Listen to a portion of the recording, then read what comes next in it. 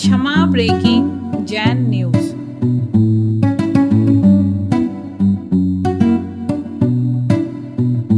दुनिया में सब आए हैं और सब जाएंगे, लेकिन जो भगवान की भक्ति करेंगे वो झोली भर के जाएंगे, और जो केवल बाहर से जोड़ते रहेंगे वो सब छोड़ के जाएंगे। कल अशोक जी चल रहे थे साथ में, अक्सर कर चलते हैं। कल तो बल्कि तीनों भाई थे, कल की परसों, तो ये बात तो कल तो बोले कि देखिए महाराज जी, 50 साल पहले यहाँ पर बढ़िया मील थी, नाम बताए, बढ़िया पुरानी मील जो कहलाती है, और जैसे इसका ये हाल है ऐसे ही दुनिया में और संपत्तियां जो खड़ी हैं 150 साल बाद उनका भी यही हाल होने वाला है। भलाई तो इसी में है कि हम अपने भले के साथ साथ औरों का भी भला कर लें। अभी आचार्य आदि सागर अंकलिकर मंच की ओर से श्रावक चक्रवर्ती एक अद्भुत और नया विरोध प्रदान किया गया।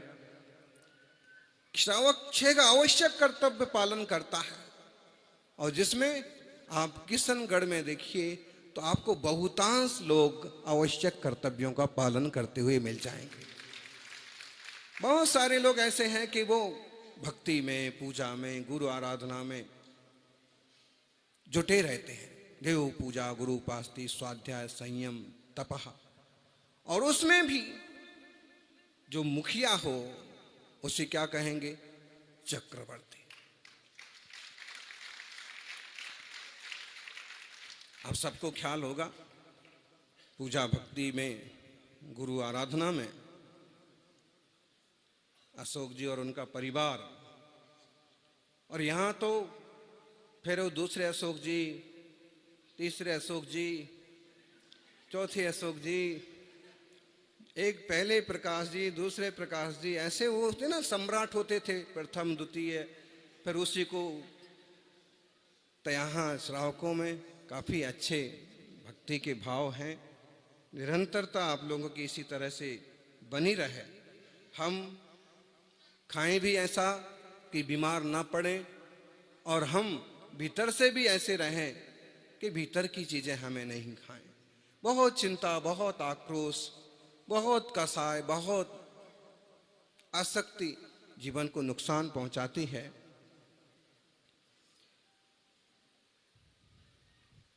पुरुषार्थ करने से, और साथ में धर्म ध्यान भी जरूरी है। जंगल का राजा शेर था, और गिलहरी ने सोचा कि ऐसा करते हैं कि शेर के यहां काम कर लेते हैं। तो शेर ने कहा कि ठीक है, मेरे यहाँ काम करो, लेकिन रोज काम करोगे, पूरा काम करोगे तो जिंदगी के 1 साल बाद तुम्हें 1 बोरे बादाम दिए जाएंगे। विनोद जी, 1 बोरे बादाम बहुत होते हैं। गिलहरी ने सोचा बहुत बढ़िया बात, साल भर 2 साल काम करेंगे, 2 साल काम करेंगे तो 2 बोरे बादाम मिलेंगे, 3 साल काम करेंगे तो 3 बोरे बादाम मिलेंगे।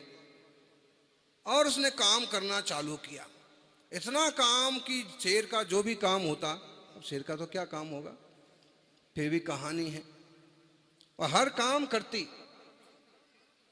जब काफी बुढ़ापा आ गया, शेर ने भी कहा कि थोड़ा खेल भी आया करो। उसने कहा इच्छा तो मेरी भी होती है, लेकिन क्या करूं, अगर मैं खेलने निकल गई तो मुझे बादाम कम हो जाएंगे। सब लोग त्योहार मनाते, लेकिन गिलहरी फिर भी काम करती। शेर कहता भी कभी कि थोड़ा खेल, त्योहार भी मना लिया कर। उसने कहा मैं त्योहार मनाने निकल जाऊंगी तो मेरे बादाम कम हो जाएंगे।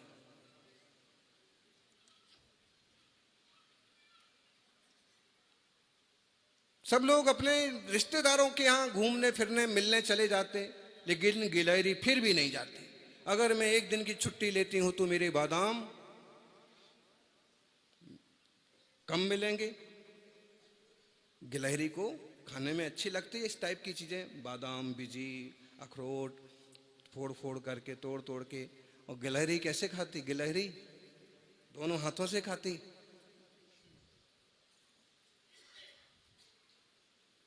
अब जब बुढ़ापा आ गया तो शेर ने कहा कि देख भाई, तूने बहुत सेवा की और हम तुमसे बहुत खुश हैं। अब तुम्हें बोरे भर बादाम लेके जाओ और आराम से जिंदगी बिताओ, अब तुम्हें काम करने की जरूरत नहीं है। गिलहरी ने बोरे भर बादाम ले लिए। अब बताइए, बोरे भर बादाम का गिलहरी क्या करेगी? ठीक। दूसरी बात, बोरे भर बादाम वो लेके कैसे जाए और क्या करे, एक समस्या तो ये। दूसरी बात, उसने जैसे ही बादाम खाने के लिए फोड़ने की कोशिश की तो देखा कि हाथ घिस गए हैं, पंजे घिस गए हैं, नाखून घिस गए हैं। उसने दांत से कुचलने की कोशिश की तो देखा दांत भी घिस गए हैं, बुढ़ापे के कारण से दांत भी काम नहीं कर रहे हैं। और आखिर उसके बादाम उसके किसी काम नहीं रहे। बेटे खा रहे हैं, पोते खा रहे हैं, लोग मस्ती मना रहे हैं, लेकिन वो बेचारी देख देख के परेशान है। गिलहरी की कहानी।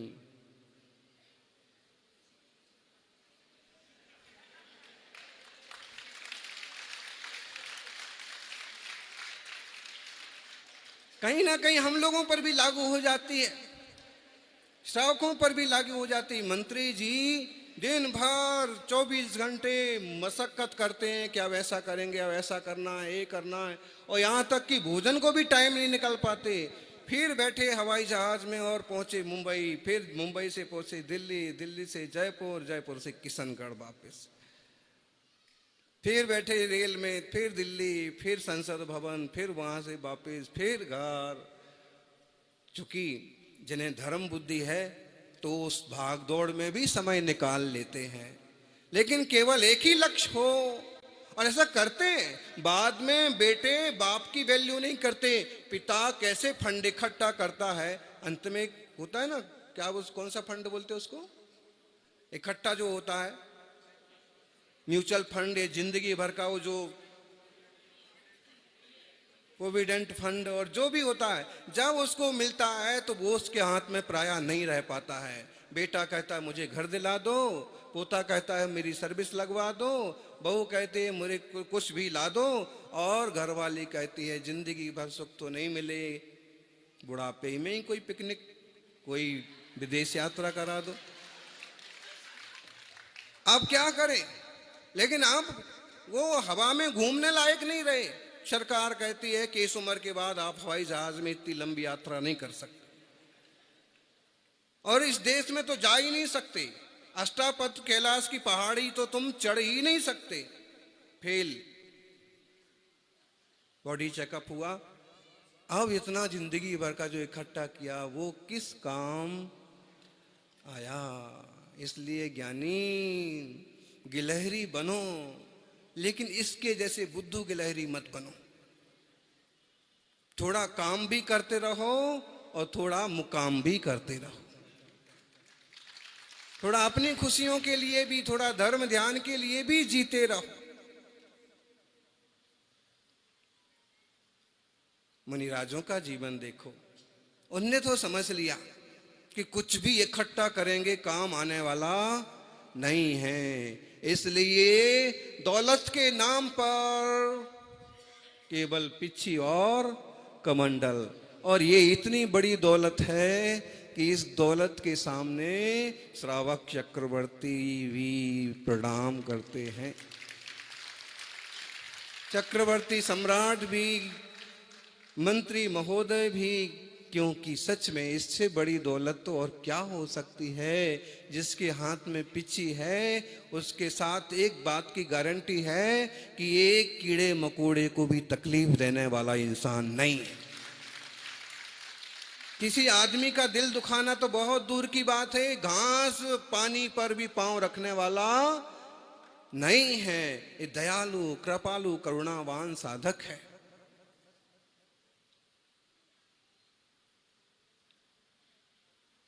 पिच्छी परिवर्तन में कहां कहां से लोग आ गए, जापान से, जयपुर से, दिल्ली से, मुंबई से, सब दूर दूर के भी श्रावक। और जिसमें सबसे ज्यादा श्रावक कहां के हैं मालूम है आपको? इस बात को लेकर तो कम से कम अपनी पीठ थपथपा लो।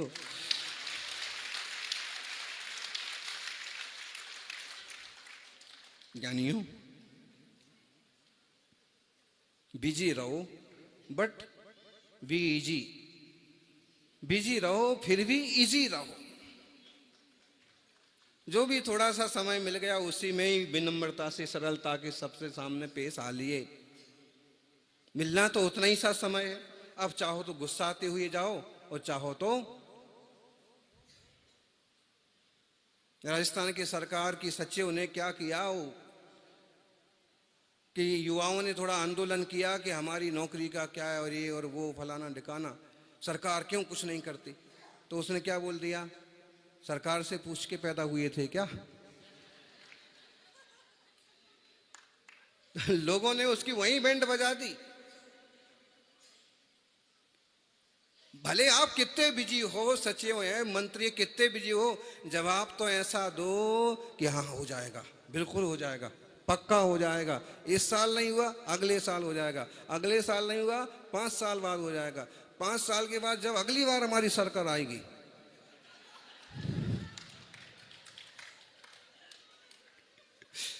मतलब ये है कि आप एकदम लठ छाप तो मत बनो, विनम्रता से पेश आओ। काम जैसे हो रहा है, हो पा रहा है, अच्छी बात है। नहीं हो पा रहा है तो भी बात इस ढंग से करो, क्योंकि भरोसा और विश्वास असंभव को भी संभव कर देते हैं। भरोसा रखो, मैं हूं ना, है मैं हूं ना, एक बहुत बड़ी ताकत है, अकेली पिक्चर नहीं है। है ना, दीवारों पर लगा रहता है, लिखा रहता है, मैं हूं ना, क्यों चिंता करता है, मेरे होते क्यों डरता है। एक तरह का एक संबल है। तो अगर आप इस लायक हैं कि कोई आप पर भरोसा करता है, आप इस कहने लायक हैं कि धैर्य रखिए, मैं हूं ना, मौके पर काम आऊंगा, कोशिश तो करो। एक बहुत बड़ी चीज है, समाज में निचले दर्जे पर स्थित लोगों को, धर्मात्माओं को आगे बढ़ाने की बात तो रखना ही चाहिए, कोशिश तो करना ही चाहिए। कोई पूछने और बोलने आता है तो उसको संबल भी देना चाहिए, हो जाएगा। और अक्सर कर हो भी जाता है, ना भी हो पाए तो अभी जितना समय वो क्लेश में जाने वाला था वो तो खुशी खुशी जाता है ना। दिवाली पर बोनस मिल जाएगा, अब वो कम से कम दिवाली के 2-3 महीने पहले से तो दुखी ना रहेगा। एंड टाइम पर मिला ना मिला तो एंड टाइम पर थोड़ा बहुत दुखी हो लेगा, बाकी तो मतलब है कि झूठे आश्वासन की बात नहीं कर रहे हम, बात कर रहे हैं कि संबल देना सीखें, भरोसा देना सीखें, करना सीखें। और कभी सक्सेस ना भी हुए तो भी कोई बात नहीं, धैर्य रखिए, बिजी रहिए पर इजी रहिए। और सबके प्रति अच्छा व्यवहार, मीठा बोलने से, मीठा खिलाओ मत, बोले गुड़ खिलाओ मत, गुड़ जैसे बोलो तो बोलो। भागीरथ जी को नहीं बोल रहे हम, गुड़ खिलाओ मत, देसी, बिल्कुल देसी कहावत है, गुड़ खिलाओ मत, गुड़ जैसे बोलो। हमने सुनाई थी एक छोटी सी कहानी आपको। किशनगढ़ का एक सब्जी वाला था, दूसरे गांव का भी हो सकता है, लेकिन जिसकी हम बात कर रहे हैं वो यहीं का था। वो सब्जी बेचता था, लौकी, तोरई, टिंडा, आलू का नाम नहीं लेंगे अपन, अपन जब खाते नहीं, खाने की अनुमति नहीं देते तो उसको बेचने की भी बात कैसे कर सकते। तो भी अच्छी अच्छी चीजें वो सब्जी वाला, और क्या कोई भी सब्जी खरीदता या कोई पूछता लौकी क्या भाव दी, वो कहता प्रभु 50 रुपए किलो, तोरई क्या 20 रुपए किलो, प्रभु भिंडी क्या, प्रभु 10 रुपए किलो। और सब लोगों को, किसी से भी, किसी माँ बहन से भी क्या बोलता, प्रभु मिर्ची क्या भाव, 15 रुपए किलो। सस्ता तो नहीं बोल रहे हम, नहीं तो सब्जी वाला परेशान हो जाए कि महाराज जी क्या। खैर हमको पता नहीं, फिर भी जो भी बोलता प्रभु ये भाव, और मोहल्ले भर किशनगढ़ वालों ने उसका नाम रख दिया प्रभु सब्जी वाला।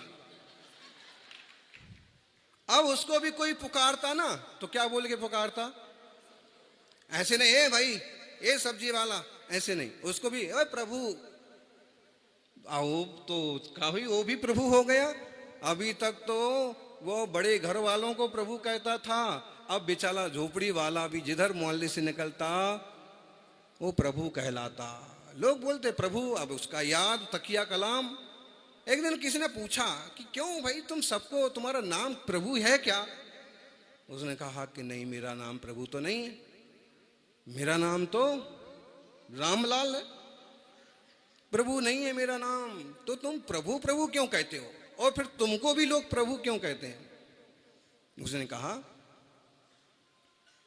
कि एक बार सन्मति समोषण में प्रवचन मंडप में मैं प्रवचन सुनने गया।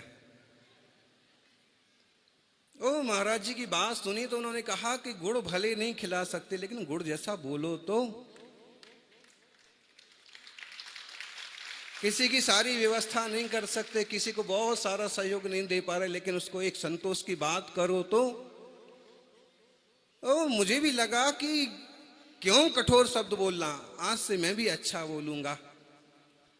गुरुदेव ने कहा था कि प्रत्येक आत्मा में परमात्मा का वास है, प्रत्येक आत्मा होनहार भगवान है।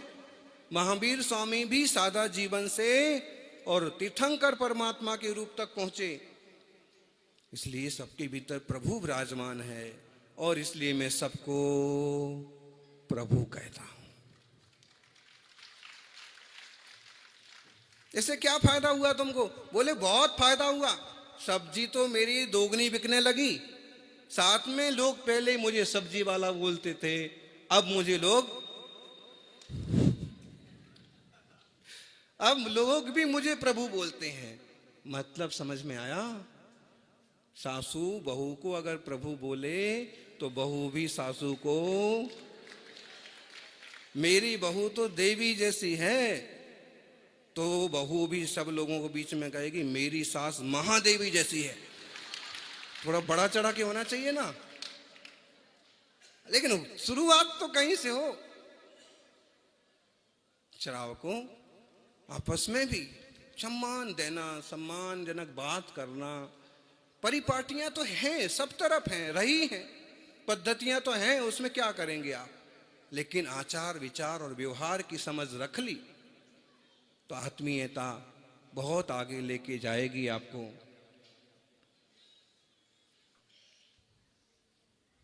पता नहीं, लोग सब कुछ बदलते हैं। दिवाली आई, कितने लोगों ने अपना घर बदला।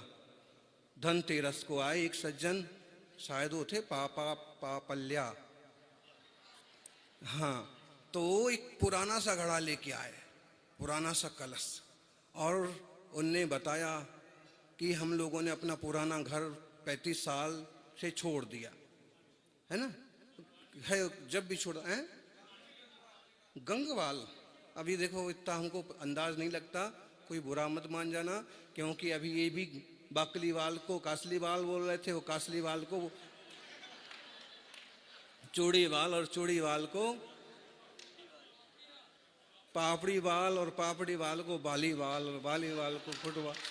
तो ये जो गोत्र वगैरह होते हैं जल्दी से, तो वो आए और बोले कि मैंने गुरुदेव सन्मति सागर जी का, मेरे पिताजी ने कलश लिया था, इतना बड़ा मटका, पानी का मटका, एक 6 सदस्य वाला घर हो तो दिन भर उसका पानी चल जाए, इतना। तो हम एक श्रावक का इतना बड़ा कलश, तो उनने कहा कि उस जमाने में ऐसा ही था कि एक जो भी है कलश के रूप में कुछ भी एक अच्छा सा कलश विराजमान करो, और खास उसके ऊपर एक पीला सा कपड़ा लगा था और उसके ऊपर नारियल। उसने बताया कि पूरे घर में दीमक लग गई, लकड़ियां दीमक खा गई, अलमारियां दीमक खा गई, जो कुछ वहां था सब, लेकिन ये मिट्टी के ऊपर कपड़ा होने के बाद केवल इसी पर दीमक नहीं लगी।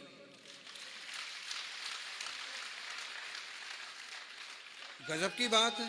ये शायद कुछ श्रावक कुछ श्रावक उपस्थित थे उस समय जब वो बता रहे थे। तो मैंने कहा कि बड़े, तो अब इसको यहाँ क्यों लाए? आप हाथ लगा दो, इसको नए घर में लेके जा रहे हैं। अभी तक तो ऐसे ही लावारिस पड़ा था, लेकिन आज जब देखा कि सब चीजें नष्ट हो गई और ये बचा है, इसका मतलब इसमें तो कुछ पावर जरूर है। तो नए घर में ले गया।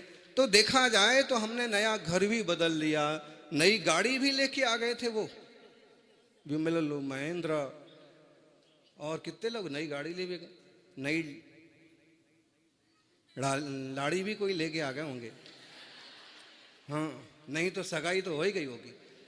तो सब चीजें लोग बदलते हैं, सब चीजें लोग नई लाते हैं। ज्ञानी कहते हैं कि गाड़ी बदलो ठीक है, घर बदलो ठीक है, बर्तन बदलो ठीक है, लाड़ी नहीं बोलेंगे, क्योंकि वो तो एक ऐसा रिश्ता है श्रावकों में, ये ऐसी चीज है कि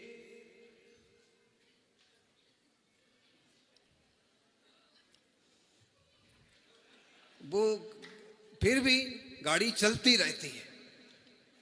कितने भी शीत युद्ध चलते रहें, फिर भी कोल्ड वार, फिर भी, और यही भारतीय संस्कृति की सही समझ और पहचान है। नहीं तो बेवकूफ लोग जरा सा तू तड़ाका हुआ और कोर्ट में और उसको पहुंच जाते डिवोर्स को। ऐसी बेवकूफी बिल्कुल भी नहीं होना चाहिए। तो सारी चीजें बदलें, वो उतना मायने नहीं रखता जितना कि व्यवहार बदलना मायने रखता। अगर व्यवहार अच्छा हो गया, सबके प्रति अच्छे शब्द और आत्मीयता का भाव हो गया, तो सब कुछ अच्छा हो गया। तुम्हें लाभ मिल गया, वाह बहुत बढ़िया, तुमको पीछे मिल गई, हमें नहीं मिली, फार्म तो हमने भी भरा था, हमें नहीं मिली, तुम्हें तो मिल गई, चलो हमारे घर के बाजू में है, हम उसी के दर्शन कर लेंगे। अब जबरदस्ती कुड़कुड़ाए जा रहे हैं, उनको क्यों मिल गई, उनको क्यों मिल गई, उनको क्यों मिल गई। आज आप उसकी अनुमोदना करो, कल के दिन आपको भी मौका मिलेगा। हमारा मन कल्प वृक्ष है, हम मन से जो कुछ देते हैं ना, वो मन से जो कुछ सोचते हैं वो कहीं ना कहीं फलता है। आप नेगेटिव सोच रहे हैं तो आपका एक जो द्रव्य मन है ना, भाव मन, द्रव्य मन, भाव मन और द्रव्य मन, एक कॉन्शियस माइंड, अनकॉन्शियस माइंड, इसको हम विज्ञान की भाषा में कह सकते हैं। अनकॉन्शियस माइंड जो है, द्रव्य मन, वो नहीं समझता है कि सही क्या है गलत क्या है। कॉन्शियस माइंड जो सोचता है वो स्टोर कर लेता है। अगर आप नेगेटिव सोचते हैं तो वो स्टोर करता जाता है। हम इसको कर्म सिद्धांत पर ले जा सकते हैं और फिर वैसे ही भोगना पड़ता है। इसलिए आप कॉन्शियस माइंड, समझदारी से वो बीज बोएं कि जो उगें तो खुशियां ही खुशियां पैदा हो जाए। ये जिंदगी एक सुपरमार्केट की तरह है। यहाँ चाहे जितना घूमो, कितना फिरो, चाहे कितना सामान खरीद लो, चाहे तो ट्रालियों पर ट्रालियां भर करके और लाद करके लेके चल लो, पर याद रखना आखिरी में केस काउंटर भी जाना पड़ता है। आखिरी में कैशियर के पास भी जाना होगा और जितना सामान भरा है उसका हिसाब किताब भी चुकाना होगा। आप क्या लेके जा रहे हैं, कितना लेके जा रहे हैं, कितनी चीजों में अपनापन कर रहे हैं, उनका हिसाब किताब भी बनेगा। इसलिए वही माल खरीदो, उतना ही माल खरीदो कि कभी हिसाब भी बने तो दिक्कत का सामना ना करना पड़े, चुका सके।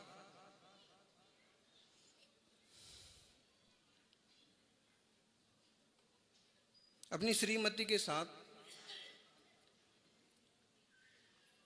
बाजार में शॉपिंग के लिए कौन कौन जाता है? समझदार आदमी तो नहीं जाएगा।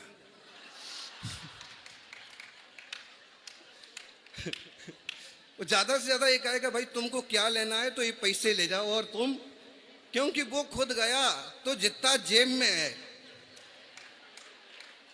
और जेब नहीं, ये बोले महाराज जी को किसने बता दिया है। ध्यान रखो, तेते पैर पसारिए जेते लंबी सौर।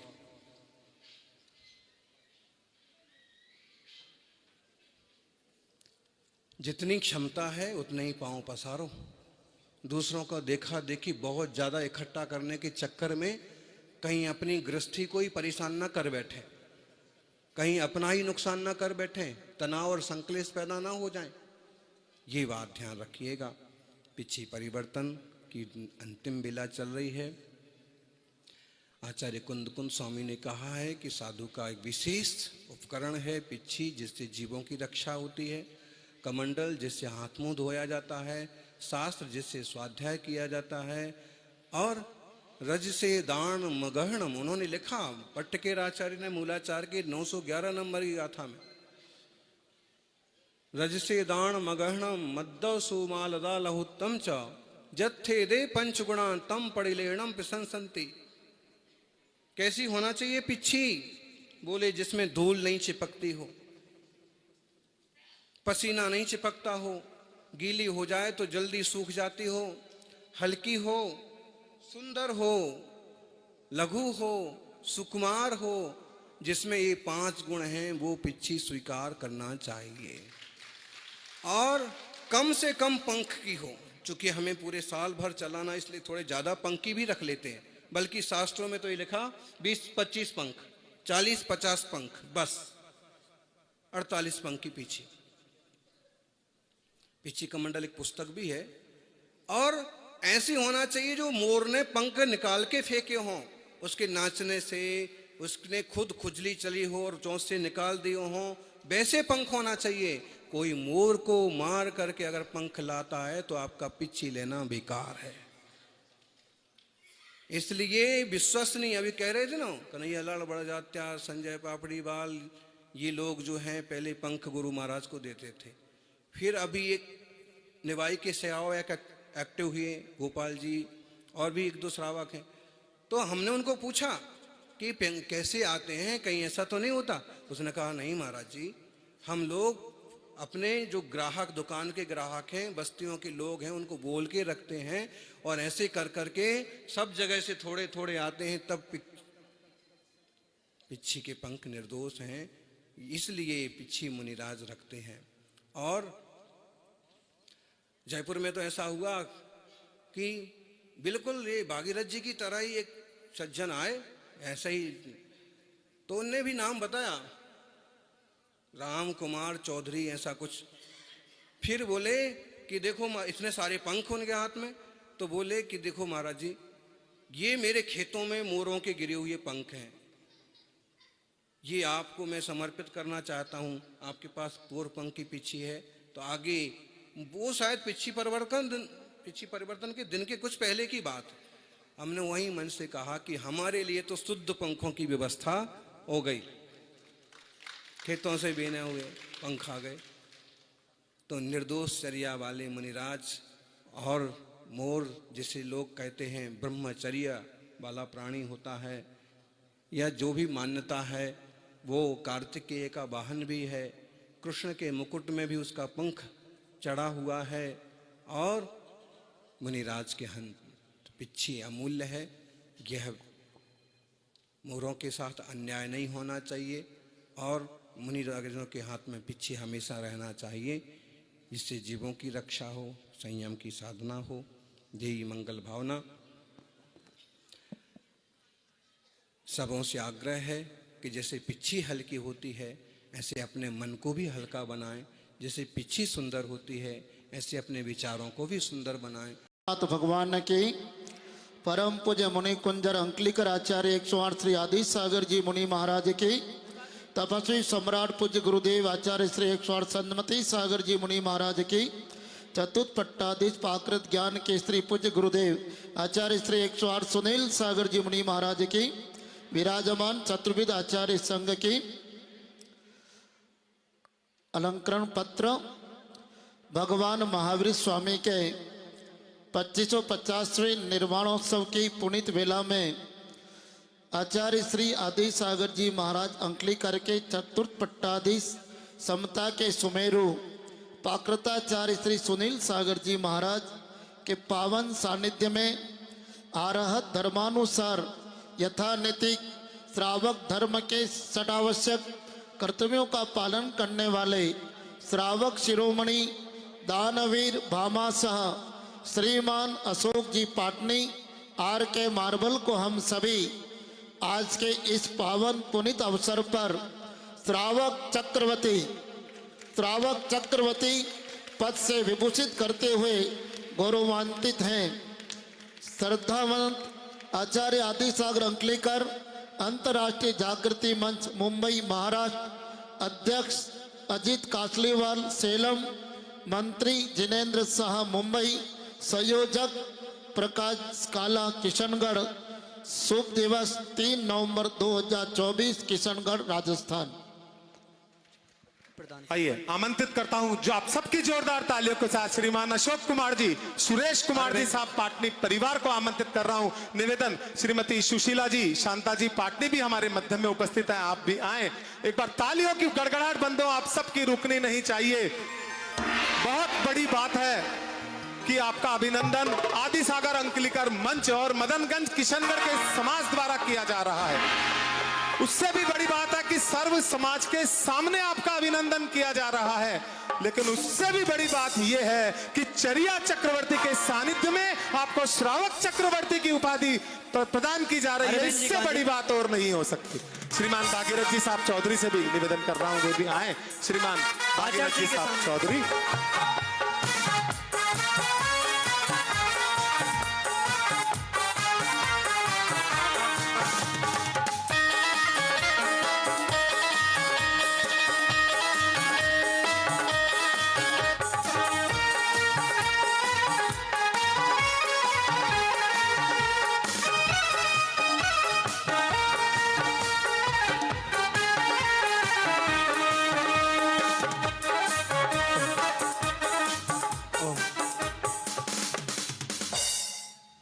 भागीरथ जी भाई साहब, आप राज्यसभा में लोकसभा में स्थान बना लें, बहुत बड़ी बात है, बहुत बड़ी बात है। लेकिन उससे भी बड़ी बात है आप चरिया चक्रवर्ती के चरणों में अगर स्थान बना लें तो इससे बड़ी बात, इससे बड़ी उपाधि आप सबके लिए हो ही नहीं सकती। एक बार जोरदार तालियां बंदो पुनः आर के मार्बल परिवार के लिए। किशनगढ़ के तो वैसे भी आप सर्व घोषित, सर्व स्वीकृत चक्रवर्ती हैं। अगर बंधुओं किशनगढ़ में कभी मेट्रो ट्रेन चली तो कैसे चलेगी आप सोचिए। उस मेट्रो ट्रेन का नाम क्या होगा? आर के मेट्रो ट्रेन, यही होगा ना। तो किशनगढ़ में अगर कभी मेट्रो ट्रेन चलेगी तो उसका नाम क्या होगा? आर के मेट्रो ट्रेन। और उसकी घोषणा कैसे की जाएगी? आर के मेट्रो ट्रेन आर के पाटनी केंद्रीय बस स्टैंड से प्रारंभ होकर आर के कम्युनिटी सेंटर से सूरज देवी पाटनी सभागृह होती हुई आर के हाउस से आर के ब्लड बैंक होती हुई आर के पाटनी राजकीय महाविद्यालय तक जाएगी। और उसके पश्चात आर के आयुर्वेदिक औषधालय से आर के पाटनी गर्ल्स कॉलेज तक जाएगी, जिसके टिकट मांगलिक भवन में उपलब्ध होंगे। एक बार पुनः बहुत बहुत बधाई और बहुत बहुत शुभकामनाएं।